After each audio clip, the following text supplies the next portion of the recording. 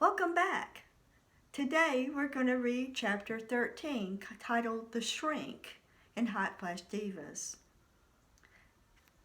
Remember, this is a work of fiction. The next day, I settled into Ron Jacobs' comfortable swivel rocker. I crossed my right leg over my left and straightened my shoulders. I was ready to discuss all the issues we needed to cover. Determined, I planned to use logic and reason to create a plan of action. I glanced at Ron's trophy wall and found I was impressed with his credentials. Ron closed the door and sat in a chair opposite me, smiling. I began rocking at a slow, steady rate. Hi, Phoenix. I understand you're a psychologist too. I've heard good things about you. What brings you in to see me? Ron's hazel eyes looked so concerned. A lock of salt and pepper hair rested on his forehead. Resolute to maintain control, I opened my mouth to speak. Instead of answering, I blubbered for the next 15 minutes and emptied his box of tissues. I'm surprised I didn't wear out the rocking mechanism on the chair. The safety of that room released my lassoed emotions and allowed me to gallop free. At last, dry of tears, I told him the trauma by trauma account of the most recent year of my life. Wow, Ron sat back in his chair. You've had a year that would put most people in a psychiatric ward. You're a definite steel camellia. I don't feel strong, I told him. I feel lost. I'm not sure I can make it through this emotional minefield. Every time I make a decision or move, something else blows up in my face. Dealing with Dad's death is hard. The Todd thing is a mixed bag of negative emotions. I feel so stupid for not seeing all the clues. Why would you? Your focus was where it needed to be, on the crisis at hand, not on something that might happen. That's true. I had my hands full with no help from Kevin or Todd. I blew my nose once more and tossed the tissues into the now full waste paper basket. I'm feeling very angry and resentful about that too. After the rosary for my dad, I wanted to blast Kevin into the next county with my feelings, but he started crying. You know what I did instead? Ron leaned forward. What? I comforted him. I'm sitting there boiling with anger. I'm handing him tissues and patting his shoulder. I threw up my hands in frustration. What's wrong with me? You're a good person. I didn't acknowledge the statement.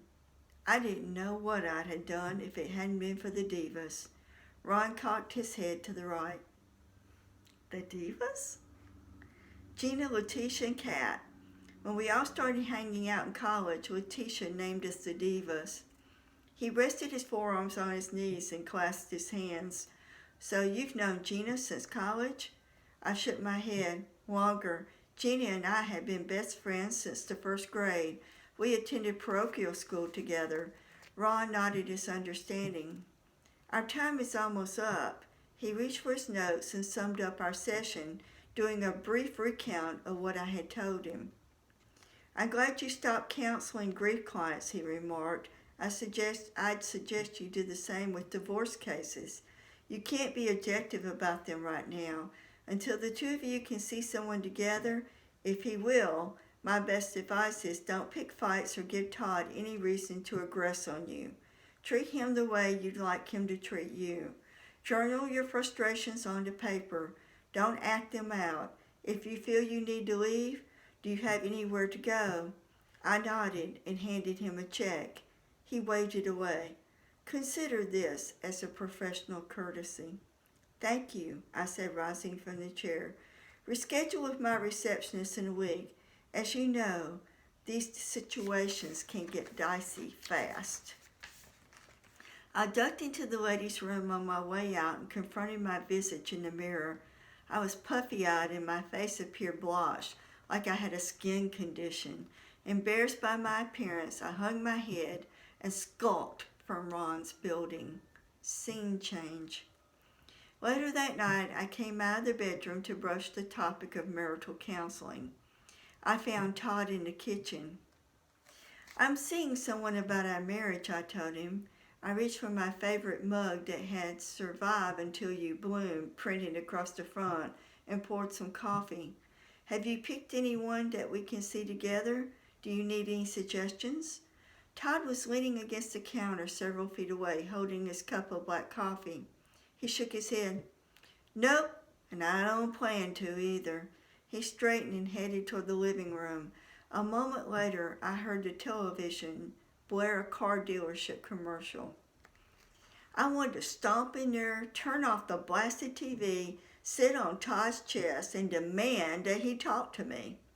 I remembered Ron's advice, added cream and stevia to my coffee, and stirred. I carried the mug across the living room to the bedroom. Todd never looked away from the TV screen. I closed and secured the door, placed my mug on a coaster, and flipped open the new journal I'd purchased after my session. How can I work on my marriage by myself? I agree with Ron that overworking was killing my marriage. Hell, it was killing me. My private practice is sound now. I can limit my night appointments. I'll honor the one scheduled, but I won't accept any new appointments past 5. Can I ever trust Todd again? Do I want to stay married to a cheater? With my confused emotions twisting my gut, I closed the journal. I had enough therapeutic interventions for one day. Thank you for listening. Please like, subscribe. Have any comments you'd like to make? I'm interested in hearing now. Meanwhile, stay safe and stay well. Hopefully I'll see you tomorrow.